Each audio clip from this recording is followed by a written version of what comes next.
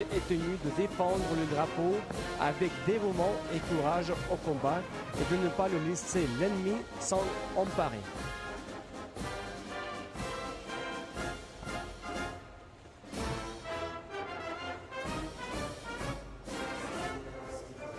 Perpétuant les traditions, la vedette d'assaut Alexei Barinov porte la barque de Pierre le Grand.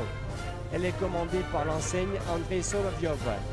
Il y a exactement 300 ans, le 11 août 1723, à l'occasion du deuxième anniversaire de la conclusion de la paix de Nystadt, cette barque participa pour la première fois à un défilé naval. Ce jour-là, 4 frégates suédoises prises à Granham furent introduites dans la Neva devant la place de la Trinité. La barque accompagnée d'un navire de la flotte de la Nevski fut transférée solennellement à la forteresse Pierre et Paul, où elle fut déposée en présence de Pierre le Grand lui-même.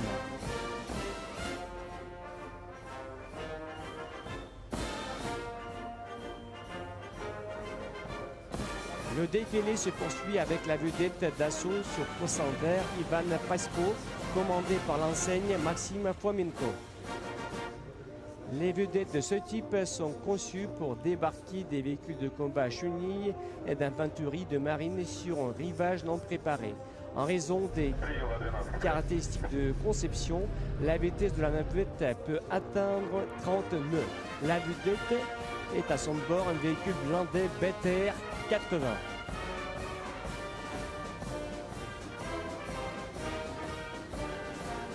Dans le chenal de la Neva, un groupe de patrouilleurs rapides de vedettes anti-sabotage. Ils portent les pavillons des flottes de la Baltique et du nord de la mer Noire. Cette année, les flottes ont fêté respectivement leur 320e, 290e et 240e anniversaire. Et l'enseigne Alexandre Barikin commande la vedette. Créée le 18 mai 1703 par le décret de Pierre le Grand, la marine a parcouru en 320 ans un chemin glorieux depuis les bateaux à rames jusqu'aux navires de guerre contemporains. Elle a remporté de nombreuses victoires brillantes qui contribuent au renforcement de la puissance maritime de la Russie. Le patrouilleur P436 représente la flottille caspienne, c'est un commandant de l'enseigne Vadim Djukliev. Et sur le navire a été hissé le drapeau rouge décoré de l'ordre d'Oujakov pour la flotte du Nord. Le 1er juin, la flotte du Nord a célébré son 290e anniversaire. À l'heure actuelle, il s'agit du groupe opérationnel et stratégique le plus puissant au sein de la marine, qui est chargé de protéger les intérêts nationaux de la Russie dans l'Arctique et la zone de l'océan Atlantique. Et la vedette anti-sabotage de la jeune armée du Daghestan clôt le passage du groupe de patrouilleurs qui porte le drapeau rouge de la flotte de la mer Noire, ce commandant par l'enseigne Roman Alezarev. Depuis 240 ans, de la flotte de la mer Noire assure la garde des frontières sud de notre grande patrie. Chacun assure les lèvres de la victoire de Jakov et de Nakimov, la défense héroïque et la libération du bastion légendaire de Sébastopol pendant la Grande Guerre patriotique. Aujourd'hui, la flotte est équipée de navires de guerre de pointe, de sous-marins et d'une aéronautique navale. Elle a reçu son baptême du feu en Syrie et mène actuellement des missions dans le cadre de l'opération militaire spéciale. La suite du défilé avec le dragueur de mine de la mer Baltique Pavel Kenov. Elle est sous les ordres du capitaine de corvette Vyacheslav Gubkin.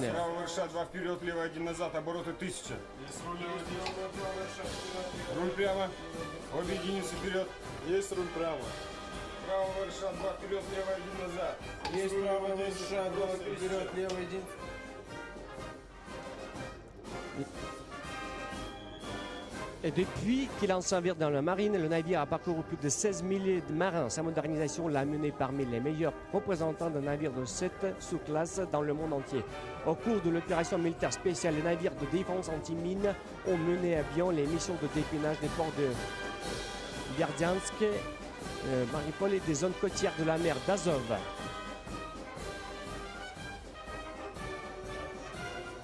Ce dragueur de mine est nommé en l'honneur du commandant de la section de mineurs de la 1e brigade de dragage de la zone de défense navale de Tallinn, le premier maître Pavel Kenov, participant à la route héroïque des navires de la flotte baltique de Tallinn à Kronstadt. Étant dans vous voyez le lance-missile Oglitch qui est sous les ordres de Vladimir Alexandrov, capitaine de corvette. Товарищ командир, дистанция до моста 300 метров.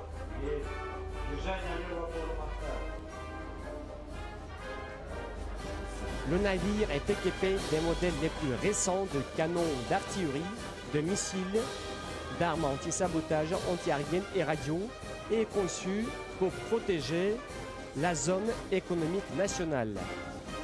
Depuis 2014, le navire a effectué 9 missions de combat, dont une en zone maritime lointaine. Au sein d'un groupe d'assaut, il a tiré des missiles de croisière calibre sur des infrastructures d'un groupe terroriste en Syrie. Tous les missiles, après avoir parcouru une distance de plus de 1500 km, ont réussi à frapper leur cible. Devant les tribunes, vous voyez passer la vedette lance-missile soviétique projet Vanda 800. Elle est commandée par le capitaine de corvette Alexandre Razin.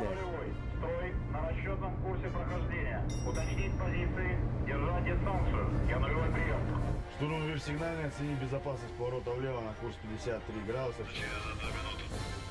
Поворот влево на курс 53 градуса безопасен. ПС больше 10 на обе линии вала.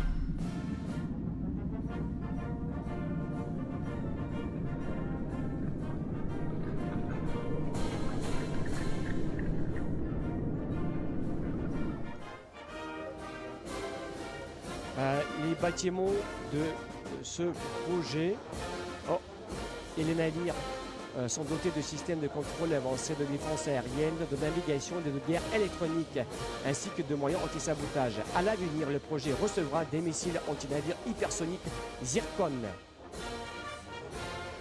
Et à nouveau, vous voyez le redoutable Kronstadt. L'endroit très symbolique pour chaque marin russe, parce que toute l'histoire de la marine russe est liée avec cette ville. Au cours du défilé de la marine principale, les bâtiments qui ne sont pas capables d'entrer dans les eaux de la Neva, ils vont passer sur la rade. Actuellement, vous voyez les bâtiments qui assurent le service, qui avaient participé au grand défilé de la marine russe, l'amiral Gorshkov, qui avait participé en 2020. Et à partir de janvier de cette année, l'équipage de navire a opéré dans la partie ouest de l'Atlantique pour procéder avec tir de missiles hypersoniques Zircon et a participé à des exercices avec les forces navales d'Afrique du Sud, d'Iran et de Chine. Le navire de lutte anti-sous-marine vice-amiral Kulakov a participé 2 fois au défilé. Il a effectué de nombreuses missions sur la route du Grand Nord, notamment en faisant escale dans les îles de la Terre François-Joseph. Il a participé à plusieurs activités d'entraînement.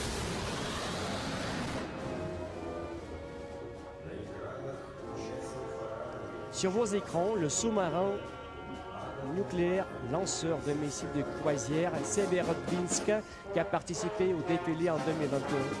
En octobre 2021, l'équipage de Severodvinsk a mené à bien le programme d'essai de nouvelles armes avec des lancements réussis de missiles hypersoniques Zircon. Le croiseur a effectué à plusieurs reprises des missions dans diverses régions de l'Arctique. Le défilé naval dans la rade de Kronstadt est offert par un groupe tactique de navires de lutte anti-sous-marine sous le commandement du capitaine de corvette Evgeny Kazakov. Le groupe est commandé à bord du navire de lutte anti-sous-marine Zelenodolsk par le capitaine de corvette Alexandre Lapechev.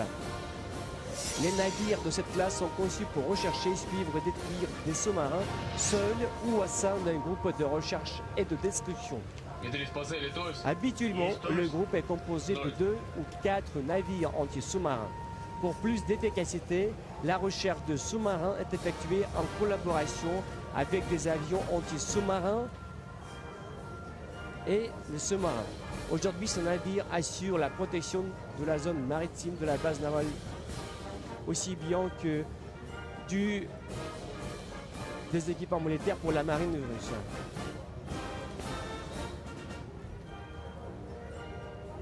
Et le navire de lutte anti-sous-marine Orengoy passe devant les tribunes et est sous les ordres du capitaine de corvette Evgeny Petrov. L'armement anti-sous-marin et anti-mine du navire comprend des lance-roquettes Airbus 6000, des bombes à pigeons et des torpilles.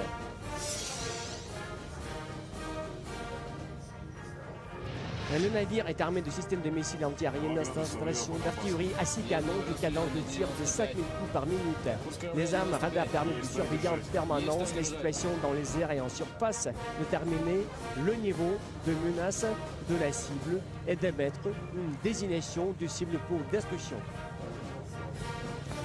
Un groupe tactique composé des vedettes lance-missiles Odintsovo et Grad sous les ordres du capitaine de frégate Adil Azimov.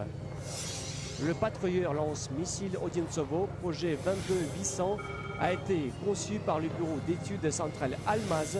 Son commandant est le capitaine de corvette Bordan Kapeti. Depuis 2015, la construction en série de navires du projet Karakourt a été déployée en Russie. Ils sont conçus et construits en utilisant uniquement des systèmes d'armes qui sont produits en série.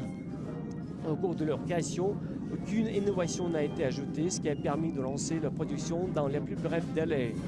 Les navires lance-missiles Odintsovo Britishi et soviétiques de la brigade de vedettes lance-missiles de la flotte de la Baltique décorés du pavillon rouge de l'ordre d'Akimov assure de manière fiable la protection des frontières maritimes de la Russie dans la Baltique.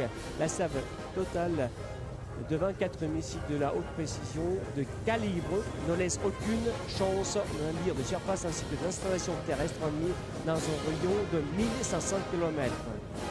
Le défilé se poursuit avec le navire lance-missile Grad, projet 21631, commandé par le capitaine de corvette Andrei Stenko. Le lance-missile classe Buyan M est unique.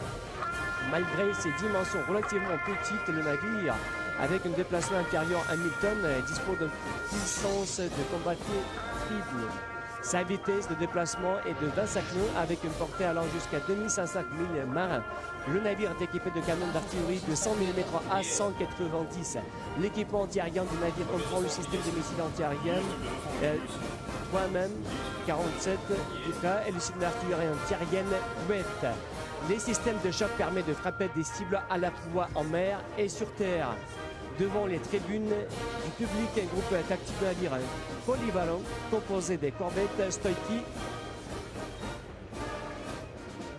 Le groupe de corvettes est sous les ordres du capitaine de frégate Arthur Gariban. La corvette a à son bord des systèmes de missiles Uranus Redoute, des canons d'artillerie et des torpilles. Les groupes aériens du navire comprend un hélicoptère anti-sous-marin Kamov K-27M. La puissance de frappe du navire est concentrée dans les systèmes de missiles Uranus. L'utilisation du système est possible à tout moment de la journée, quel que soit le temps. Même les interférences intenses et la réaction de l'ennemi ne constituent pas un obstacle au lancement de missiles et la destruction de cibles. Le défilé se poursuit avec la corvette de la garde Sobrazitini. Son commandant est le capitaine de frégate Sergei Demidovitch. La corvette est la deuxième d'une série de navires de type Stereguchi. En juillet 2012, par ordre du commandant en chef de la marine, la corvette a reçu le titre honorifique de la garde. Plus de 70 entreprises industrielles et de recherche de Russie ont participé au développement de la corvette. Toutes les dernières technologies à propulsion navale ont été appliquées. Le navire est équipé de systèmes d'information intégrés. Les champs physiques sont considérablement réduits. Des matériaux composites ayant des propriétés d'absorption radio sont utilisés. Depuis octobre 2022 à mai 2023, les corvettes Sobrazitini et Stoïki ont accompli des missions de service de combat dans les mers Baltiques du Nord, méditerranéenne, Adriatique, Égée et Ionienne et dans la zone nord-est de l'océan Atlantique. Et maintenant, c'est au tour du navire de débarquement en zone océanique Ivan Gren, à l'heure actuelle le navire de débarquement de la marine russe le plus moderne. Il est commandé par le capitaine de frégate Andrei Jarkov. Le navire peut transporter jusqu'à 300 fantassins, 13 chars ou jusqu'à 36 véhicules blindés de combat de différentes classes sur une distance de plus de 3500 milles marins. L'Ivan Gren, pendant le débarquement, peut, tout en restant à une distance considérable de la ligne d'eau, lancer des pontons et former un pont sur le rivage pour procéder au débarquement. Le groupe aérien du navire comprend 2 hélicoptères de transport amphibie K-29 ou des hélicoptères de recherche et de sauvetage K-27. Devant les tribunes, le navire de lutte anti-sous-marine Severomorsk de la mer du Nord, décoré de l'ordre Douchakov. Il est sous les ordres du capitaine de corvette Taras Afanasiev. Le navire a des états de service tout à fait honorables. Participation répétée à des exercices navals internationaux qui, pour de nombreux types d'entraînement en commun. Au cours de ces 35 années de service irréprochable à la patrie, le bâtiment de projection de combat Severomorsk a effectué 14 missions de combat dans divers océans. L'équipage a assuré à plusieurs reprises la sécurité de la navigation civile dans le golfe d'Aden et a participé à des opérations spéciales sur le territoire de la Syrie. Il a parcouru plus d'un demi-million de milles marins. 3 fois, il a été déclaré meilleur navire de la flotte du Nord. Dans la rade de Kronstadt, le navire école Smolny, sous le commandement du capitaine de frégate Dmitri Parakin. Plus de 30 000 cadets des écoles navales ont suivi des cours de navigation d'artillerie et d'électromécanique sur le Smolny. Le navire a effectué plus de 80 campagnes d'entraînement. Plus de 70 escales ont été effectuées dans les ports de 29 pays différents. En 2022, le navire a effectué une navigation à longue distance exceptionnelle. Pour la première fois de son histoire, elle est passée par la mer du Nord 2 fois en une seule navigation. Les navigations dans l'Arctique sont une véritable école de formation pour les futurs officiers de marine. Devant les tribunes passe le navire de garde-côte Sochi. Elle est commandée par le capitaine de corvette Alexei Borkovski. Le navire de garde des frontières Sochi a été construit par le chantier naval Almaz et a mis à l'eau le 15 avril 2022. Il est conçu pour effectuer des missions de protection de la frontière nationale en mer, de protection des eaux maritimes intérieures, des eaux territoriales et des ressources naturelles dans la zone économique exclusive et le plateau continental de la Fédération de Russie. En 3 mois de mission, l'équipage du navire a arrêté 4 contrevenants au régime frontalier et 9 contrevenants à la législation environnementale. Le navire a participé à un exercice international visant à prévenir toute violation délibérée de la frontière nationale maritime. La partie navale du défilé s'achève avec le sous-marin de propulsion diesel électrique Ufa. Il s'agit du 4e des 6 sous-marins de type Varshavanka conçus pour servir aux frontières stratégiques du Pacifique de la Russie. Il est sans équivalent dans le monde.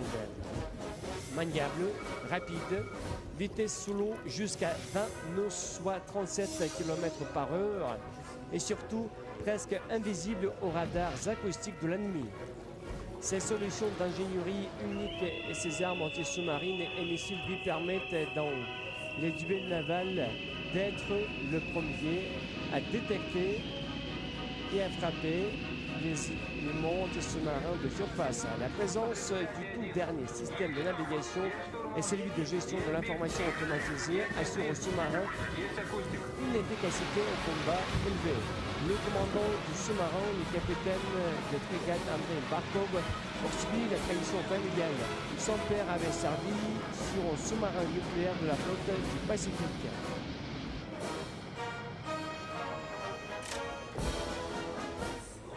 Et à nouveau, la place de Sénat, la partie terrestre du défilé commence. Смирно! На одного линейного дистанции! Напле! Чё? Равнение направо! Шагом! Марш! Pour la première fois, la partie côtière du défilé est ouverte par un détachement consolidé de jeunes tambours du corps militaire des cadets de la marine de Kronstadt. Les jeunes musiciens définissent le rythme et la cadence du défilé. Les héritiers des amiraux Ushakov et Nakimov, Bellishausen et Kugenstern honorent et montrent la gloire de la marine. Détachement commandé par le capitaine de corvette Nicolas Sholokov. Le cortège solennel des troupes de la marine est dirigé par une unité de la compagnie de la garde d'honneur portant le drapeau de la Fédération de Russie et le pavillon de la marine de la Fédération de Russie. Les gardes-drapeaux sont accompagnés de la garde d'honneur du 154e régiment Preobrajensky. Devant les tribunes d'honneur de la ville, le détachement d'honneur de l'école navale Nakimov de Saint-Pétersbourg. Inspiré par son époque, l'école Nakimov a formé plus de 14 000 diplômés, parmi lesquels 60 amiraux et 14 généraux. À la tête du détachement, le contre-amiral Andrei Shishkin. Sur la place du Sénat, la compagnie de l'école navale Nakimorsky de Sébastopol. Dans les rangs des héritiers des marins de la mer Noire, les jeunes de l'école Nakimov auront l'honneur de porter le titre d'officier de marine, de perpétuer les traditions établies par les célèbres commandants de la marine. Le détachement est sous les ordres du capitaine de corvette Oleg Titov.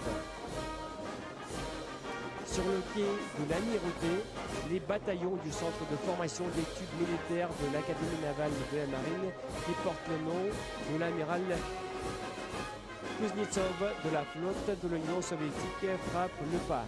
Ils sont dirigés par des officiers de l'Académie navale. Les bataillons sont commandés par le contre-amiral Alexandre Karpov et le capitaine de vaisseau Vladimir Karev. Les cadets de l'Institut naval corps de marine de Pierre-le-Grand défilent. C'est le plus ancien établissement d'enseignement naval soviétique en plus de 320 ans d'histoire. Il a formé des dizaines de milliers d'officiers hautement qualifiés. De nombreux anciens ont apporté une contribution significative à l'édification de l'État, à la gloire et à la grandeur de la Russie. Ils sont commandés par le capitaine de vaisseau Alexandre Morgan et le capitaine de corvette Oleg Borisov.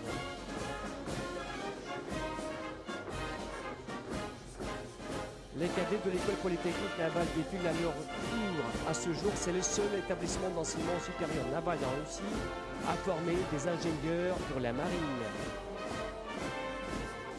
Toute une pléiade de scientifiques, de concepteurs, d'ingénieurs en mécanique sont sortis de ces murs. Ils sont commandés par les capitaines de vaisseau Andrei Klemenko et Oleg Meneev. Devant les tribunes, le centre de formation des marines qui forme l'infanterie de marine dans le cadre du programme d'entraînement au combat, le détachement est dirigé par le capitaine de frégate Vladimir Menes.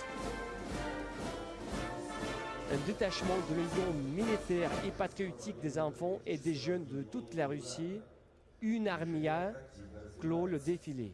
Ce mouvement de jeunes est en plein essor. Il compte dans ses rangs plus d'1,3 million jeunes hommes et filles. La section défile sous les ordres d'Alexandre Anangiev. L'accompagnement musical du défilé a été assuré par des bataillons de musique militaire combinés dans le cadre de l'Orchestre national central de la Marine et des orchestres des établissements d'enseignement supérieur de la Marine, du district militaire ouest et de la garnison de Saint-Pétersbourg. Les chefs des bataillons de musique militaire combinés sont les capitaines de frégate Valentin Lyachenko et le lieutenant-colonel Pavel Garnetz.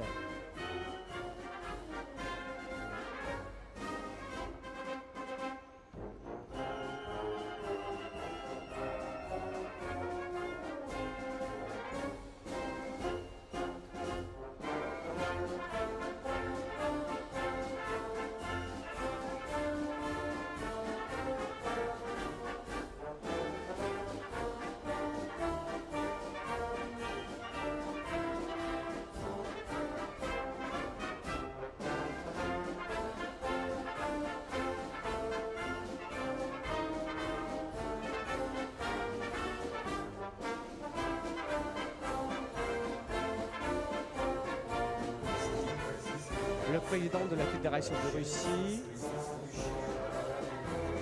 revoit le leader des États africains participant au sommet Russie-Afrique.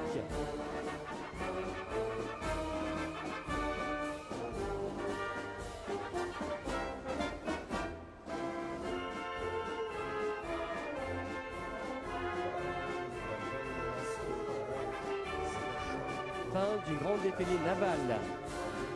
Vive la marine, fidèle gardien des frontières maritimes de la patrie.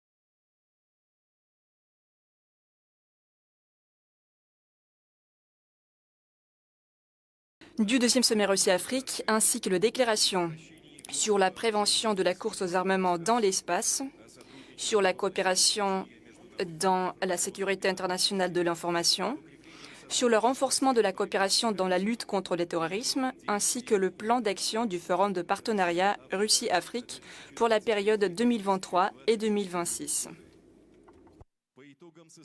À l'issue des pourparlers, le ministre des Affaires étrangères de la Fédération de Russie, Sergueï Lavrov, et le directeur de la division paix et sécurité de l'autorité intergouvernementale pour le développement, Siraj Fegassa Sherefa, signe le mémorandum d'entente entre le gouvernement de la Fédération de Russie et l'autorité intergouvernementale pour le développement sur les fondements des relations et de la coopération.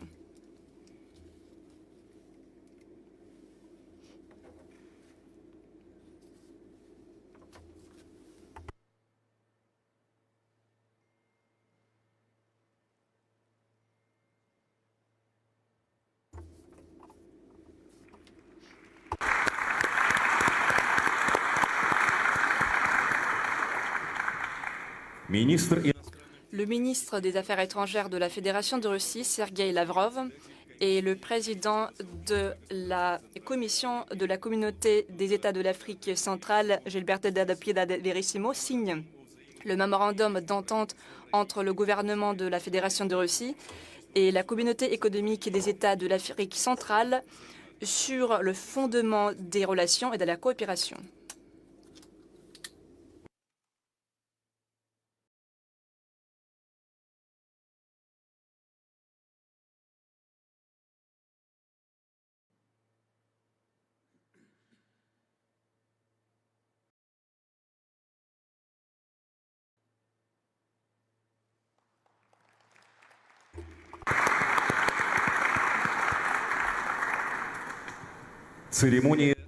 La cérémonie est close. Nous passons aux déclarations des présidents de la Fédération de Russie, Vladimir Poutine, et du président de l'Union africaine, de l'Union des Comores, Azali Assoumani. Monsieur Azali Assoumani, Mesdames et Messieurs, tout d'abord, je me réjouis de la tenue des principales rencontres du programme officiel du deuxième sommet Russie-Afrique. Et ils ont eu des résultats constructifs, positifs, et se sont tenus dans une ambiance amicale. Cela concerne le forum économique et humanitaire, ainsi que les réunions du sommet et la rencontre spéciale avec les leaders, les autorités des organisations régionales de l'Afrique. Ce soir, nous allons discuter de la situation en Ukraine avec les pays africains intéressés. Nous avons eu toute une série de contacts bilatéraux avec les leaders africains. Il a été prévu d'organiser des rencontres avec tous les chefs des délégations qui sont venus à Saint-Pétersbourg. Bien sûr, nous nous réjouissons du fait que c'est la majorité écrasante de ce continent qui participe dans ce sommet. Il s'agit des autorités des principales organisations régionales de l'Afrique.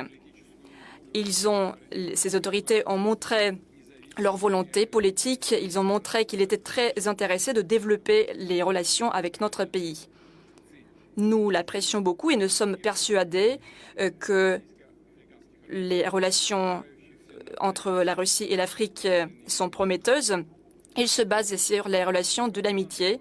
Ils se basent sur la coopération diversifiée et qui a commencé à l'aube de l'établissement des pays africains.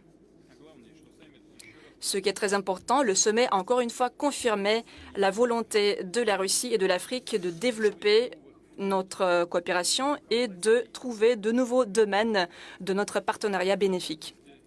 Dans ce contexte-là, il est important de noter que nous avons adopté toute une série de documents. Il s'agit tout d'abord de la déclaration de Saint-Pétersbourg qui a été approuvée par les leaders. Elle consacre les volets stratégiques de la coopération de la Russie, des pays de l'Afrique, à long terme. Nous avons confirmé notre volonté de faire le monde juste, démocratique, multipolaire, qui se base sur les principes du droit international universellement reconnus et sur la charte de l'ONU. Nous avons noté également notre volonté de lutter contre le néocolonialisme, contre les sanctions illégitimes, ainsi que des tentatives de saper les valeurs traditionnelles. Nous avons réaffirmé l'accord de Sochi de tenir des rencontres entre la Russie et le continent africain une fois tous les 3 ans. Ce seront les rencontres au sommet. Entre ces rencontres, nous allons voir le fonctionnement du mécanisme du partenariat en dialogue.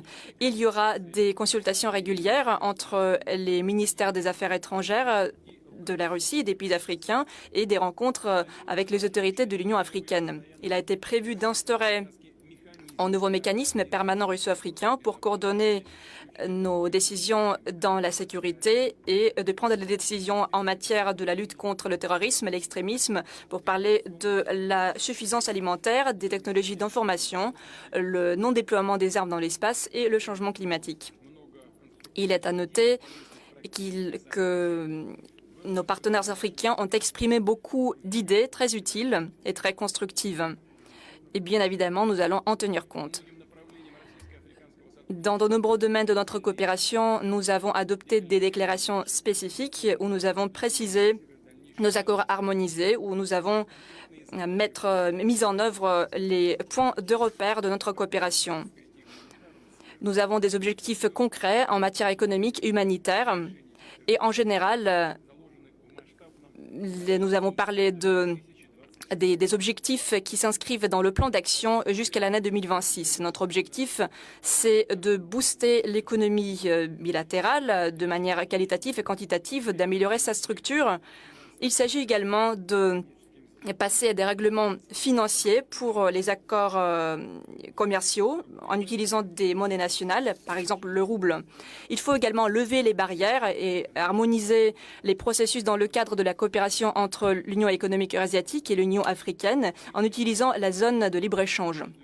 Il faut augmenter les exportations en Afrique des produits alimentaires russes qui jouissent d'une bonne réputation. Je parle des automobiles, des machines-outils, du matériel, des produits chimiques et des engrais. Notre pays va vous livrer des céréales à titre gratuit et dans le cadre des contrats. Nous allons vous aider à développer l'énergie pour satisfaire les besoins des économies des pays africains, satisfaire vos besoins en hydrocarbures et en capacité de la production d'électricité. Il s'agit non seulement des sources d'énergie traditionnelles, mais aussi des sources d'innovation qui sont mises en œuvre par notre société Rosatom. Le plan d'action et toute une série d'autres accords prévoient d'approfondir la coopération industrielle, de mettre sur pied des projets dans le domaine d'information et de communication. Notamment, nos entreprises sont prêtes à fournir à nos amis africains des technologies appliquées dans de tels domaines comme la gestion étatique, les secteurs bancaires et autres secteurs d'économie. Lors du sommet, nous avons constaté qu'il faut booster les échanges culturels et scientifiques, éducatifs, sportifs, touristiques, les échanges entre la jeunesse et les échanges humanitaires. La Russie propose de nombreux projets à nos collègues, à nos amis africains. Nous allons continuer notre coopération en matière d'éducation, de la formation du personnel. Nous avons augmenté le nombre des étudiants africains qui font leurs études en Russie, notamment aux frais du budget russe. Ensemble, avec les pays africains, nous allons créer dans les pays africains les filiales des universités russes, les écoles secondaires qui proposeront l'éducation, l'apprentissage de certaines matières en russe. Cela a été envisagé lors des rencontres que nous avons tenues. Bien sûr, nous envisageons d'aider nos partenaires africains de renforcer les systèmes nationaux de santé publique, d'augmenter leur fiabilité, leur équipement technique, leur résilience dans la lutte contre les pandémies, les épidémies. Pour cela, nous lançons un programme d'envergure de la lutte contre les infections pour la période jusqu'à l'année 2026, dont le montant dépasse 1,2 milliard de roubles. Notre travail continue, le travail du sommet continue aussi, mais déjà, je tiens à féliciter tous nos collègues africains d'avoir accepté notre proposition, notre invitation, d'être venus à Saint-Pétersbourg. Alors, vous l'avez fait, vous avez accepté notre proposition et vous êtes venus. Encore une fois, je tiens à le souligner, la Russie veut établir des relations véritablement stratégiques, très diversifiées, et nous voyons la même volonté de la part de l'Afrique d'agir ensemble et d'aller main dans la main. Merci beaucoup.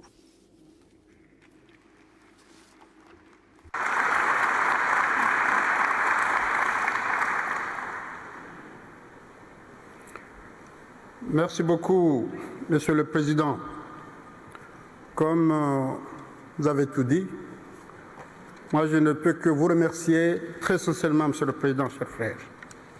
Et remercier toutes les autorités de la Fédération de Russie, son peuple, pour cet accueil chaleureux et fraternel qui nous a été réservé, mais surtout les conditions optimales qui ont été réalisées pour que ce sommet réussisse.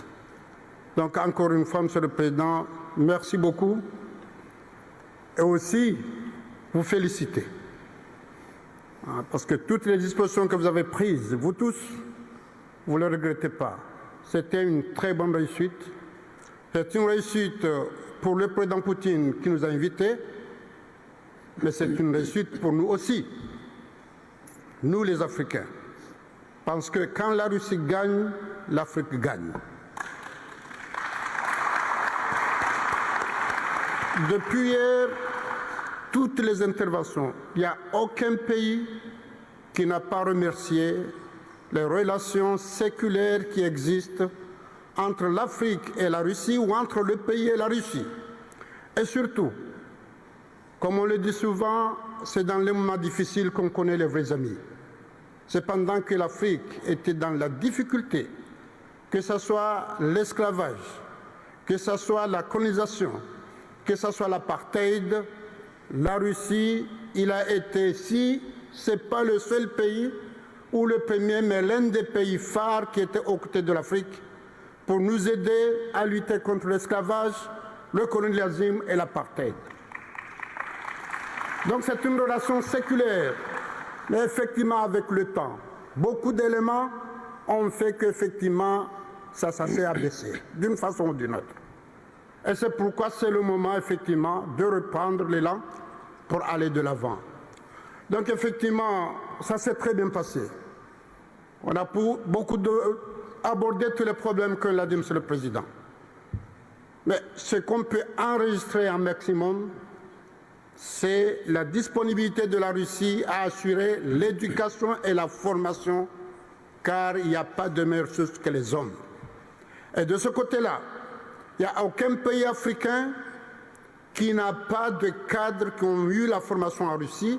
Donc c'est un bel exemple qui fait qu'on peut continuer dans ce sens-là, parce que tous ces cadres-là, ils sont utiles dans leur pays, que ce soit dans l'administration ou que ce soit dans l'entrepreneuriat. Et de ce côté-là, on veut aller de l'avant, puisqu'on sait que la Russie en dispose de toutes les potentialités et il faut les capitaliser. Donc on a tout parlé, on a tout dit. Et comme vient de le dire, maintenant, le deal, c'est le mécanisme de suivi. Parce qu'effectivement, on a eu cette coopération. Il y a eu le premier sommet qui a eu lieu ici en 2019 à Sochi. Mais malheureusement, il y a le Covid qui a tout plombé. Et là, malgré tout, mais il y a eu des réalisations. Et c'est pourquoi, lors de ce sommet, on a dit qu'il faut mettre en place un mécanisme qui fasse en sorte que le prochain sommet qui aura lieu, on fasse le point de ce qui a été fait, qui n'a pas été fait. Pourquoi ça n'a pas été fait, voir comment corriger.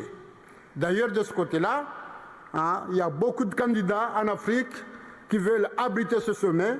Donc, il y en a qui sont prononcés, il y en a, comme les Comores, qui attendent le moment pour se prononcer.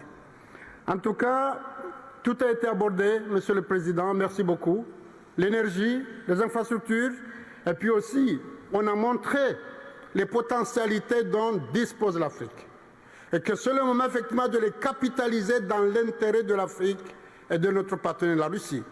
C'est-à-dire, comment faire en sorte que maintenant, les potentialités, on les industrialise, on les transforme pour essayer d'exporter un produit fini avec une valeur ajoutée. Parce que c'est vrai, on a eu l'indépendance, mais l'indépendance politique, encore politique, à mi-raisin. Mais l'indépendance économique, on ne l'a pas eu, puisque les matériels dont on disposait, on les exportait d'une façon brute, ils étaient transformés pour être vendus chez nous 10 à 20, à même 100 fois plus cher qu'on l'a acheté. Donc ce côté-là, c'est un côté crucial.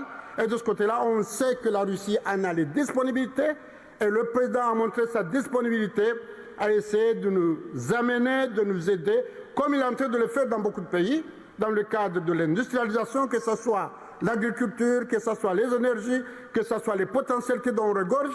Donc, il a montré la disponibilité. Donc, très sincèrement, c'est une très belle réussite et nous en sommes très, très, très satisfaits. Et effectivement, on est dans un monde unique. Donc là, il y a une coopération multi, puisque maintenant l'Afrique, il est en train de plaider pour être dans les instances multilatérales qui décident. Donc ça veut dire qu'on est dans une culture multilatérale. Donc la Russie va investir en Afrique, mais ça ne veut pas dire que d'autres ne viendront pas. Mais maintenant, il y a des conditions qui feront en sorte qu'il y aurait une compétition positive, de façon à ce qu'il n'y ait pas un seul partenaire ou une seule institution qui vienne prendre et s'en aller. Mais quand ils seront 2 ou 3, ils vont se compétir et c'est tout le monde qui va en gagner. Monsieur le Président, merci beaucoup de la disponibilité de la Russie à nous accompagner, comme il a été toujours fait. Et comme on vient de mettre en place en Afrique la zone de libre-échange du continent africain, c'est quand même un bon modèle qui va permettre, qui va aider à ce qu'on aille de l'avant, d'autant plus que cette année, en tant que président de la commission de la conférence de l'Union africaine, j'ai commission d'accélérer cette zone libre d'échange continental. Et là-dessus, effectivement, avec ce partenaire russe, je suis rassuré que l'accélération va se faire en espérant que lorsque je vais passer le marché à mon successeur, il y aurait des résultats concrets par rapport à ça. On a abordé la question des céréales et des grains. De ce côté-là, le président il a montré sa disponibilité, la Russie, à aider l'Afrique, même gratuitement. Mais le problème qui se pose, c'est qu'effectivement, il y a des aléas, il y a des gens qui font tout pour essayer de bloquer ça. Donc là, on va voir avec ces gens-là comment on peut discuter pour essayer d'alléger, parce qu'effectivement, ce qui se passe ici, entre la guerre, entre la Russie et l'Ukraine, est en train de plomber l'économie mondiale. Mais ce problème-là, on a été ici, on a été à Kiev, on a discuté. Ce soir, on va discuter avec le président, mais on va essayer de trouver une solution. Mais il a montré sa disponibilité par rapport aux céréales et aux engrais. Mais maintenant, c'est nécessaire, mais ce n'est pas suffisant. Donc, effectivement, c'est un premier acte. Deuxième acte qu'on va faire, mais il va falloir qu'on arrive à un cessez-le-feu. Il va falloir qu'on arrive à cesser parce que la guerre, c'est toujours de l'imprévision. Personne ne peut rien prévoir. Plus ça dure, personne ne peut rien prévoir. En tout cas, le président nous a montré sa disponibilité à discuter pour trouver une solution. Maintenant, c'est à nous de convaincre l'autre partie pour s'asseoir et discuter. Et j'ose espérer qu'on va y arriver. En tout cas, la bonne foi que nous avons constaté ici, depuis quand on est venu la première fois, aujourd'hui, ça nous donne beaucoup d'optimisme qu'on peut y arriver. En tout cas, on est médiateur, on va parler aux uns aux autres. Donc maintenant, il faut prier pour nous, pour qu'on puisse arriver à de bons résultats. Encore une fois, Monsieur le Président, merci beaucoup.